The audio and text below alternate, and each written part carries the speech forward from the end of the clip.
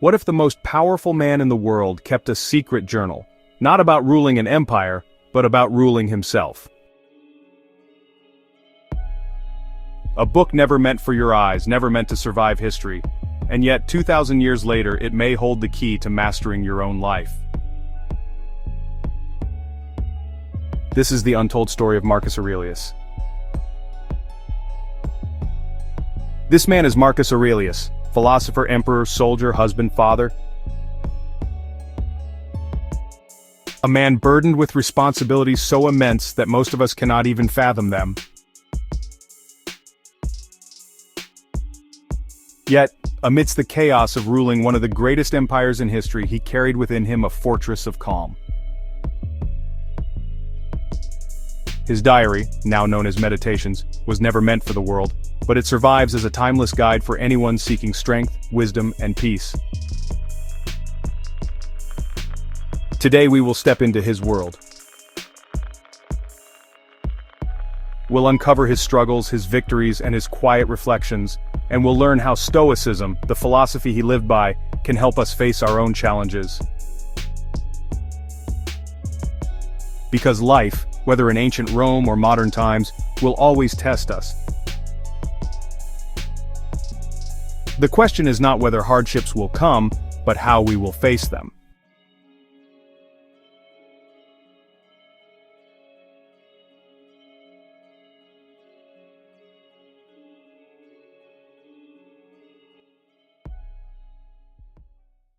One of the first and most powerful lessons Marcus left us is simple yet profound. We cannot control the world, but we can control ourselves. Think of the weight Marcus carried: wars at the empire's borders, betrayal in his own court, the relentless pressure of leadership, and the personal heartbreak of losing multiple children during his lifetime. Each tragedy could have crushed him, and yet he endured. In his writings he reminds himself again and again, you have power over your mind, not outside events. Realize this, and you will find strength. How often do we lose ourselves to things beyond our control? A rude comment online, the traffic that makes us late, the unexpected twist that ruins our plans. We give these things the power to dictate our emotions. Marcus teaches us to flip the script. Focus on what you can control, your thoughts, your actions, your choices, and release the rest. Like a sailor who cannot command the winds but can adjust his sails, we too can choose how to respond when storms arrive. Imagine if every time you faced frustration, instead of being dragged down by it, you paused and asked, is this within my control, or is this beyond me? That simple distinction can transform not only your perspective but your entire life.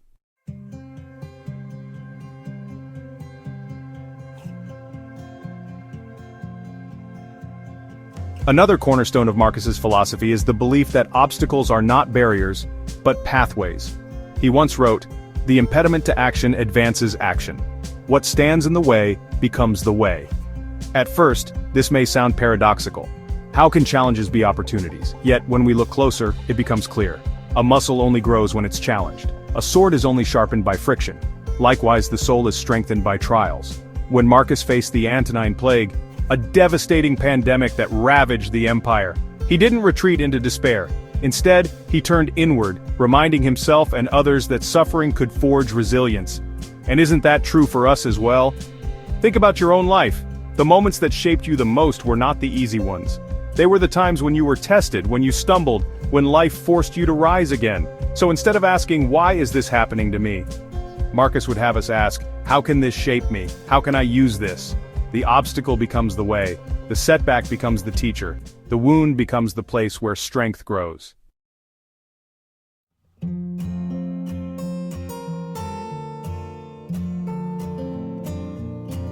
To Marcus, freedom did not mean indulging in every desire.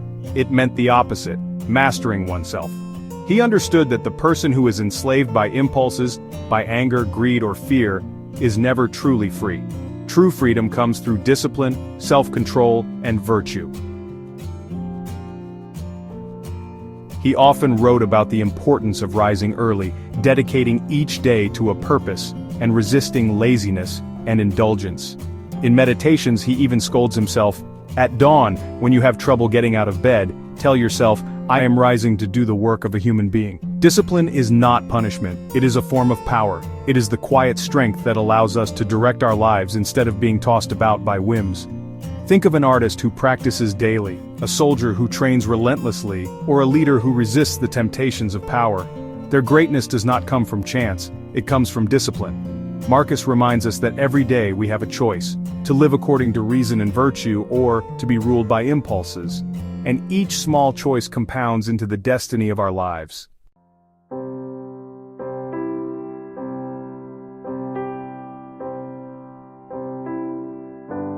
Perhaps the most sobering yet liberating lesson Marcus offers is this: remember that you will die.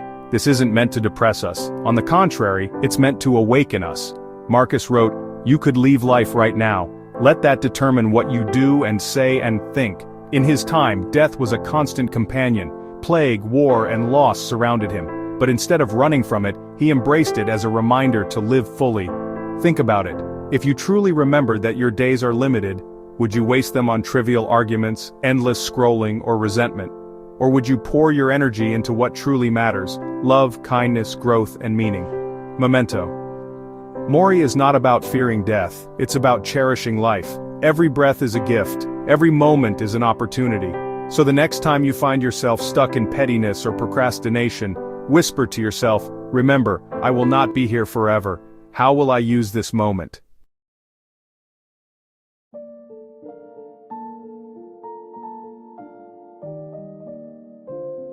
Another thread woven through Marcus's writings is the idea that we are all part of one greater whole. He wrote, "We are made for cooperation, like feet, like hands, like eyelids, like the rows of upper and lower teeth."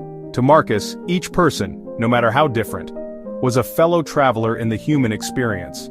This perspective guided his leadership and tempered his judgments. In our modern world where division and conflict seem to dominate, this lesson feels more urgent than ever. Imagine if we truly saw others not as enemies, competitors, or strangers, but as brothers and sisters bound by the same struggles and destined for the same end. How differently would we speak to one another? How differently would we live?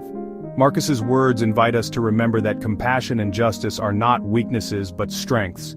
They are the very foundations of a harmonious life.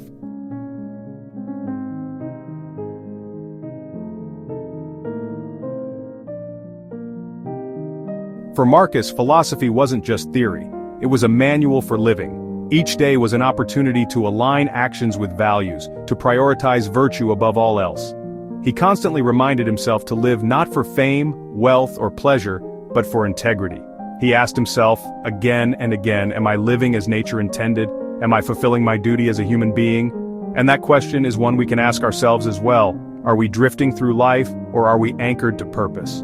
Are we living by default, or by design? Marcus shows us that a meaningful life is not found in external achievements, but in the inner alignment between what we believe and what we do. To live with purpose is to live with clarity. It is to know why you rise each morning and to ensure that your days are not wasted on what is empty, but filled with what is eternal.